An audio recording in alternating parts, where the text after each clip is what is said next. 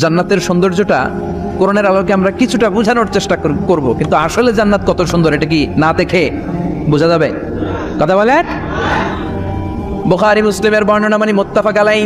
বিশ্বনবী বললেন, রব্বুল আলামিন ঘোষণা দিয়েছেন, আ'আদাতু লিইবাদিয়াস সালিহিন, আমি আমার নেককার বান্দাদের জন্য এমন জান্নাত তৈরি করে রেখেছি, মা লা আইনুন রাত, পৃথিবীর কোনো চোখ সেটা দেখে নাই, ওয়ালা উযুনুন সামিআত, পৃথিবীর কোনো কান ওই জান্নাতের কোনো শব্দ শুনে নাই, ওয়ালা খাতারা আলা কলবি বাশার, মানুষের অন্তর দিয়ে জান্নাত কত সুন্দর হবে কল্পনা করা সম্ভব না, অসম্ভব। এটা কল্পনাতে আনাও অসম্ভব। আপনি যত কল্পনা করতে পারবেন, কিন্তু জান্নাত যে কত সুন্দর এটা ধারে কাছে আপনার যাওয়া সম্ভব না। আল্লাহু আকবার।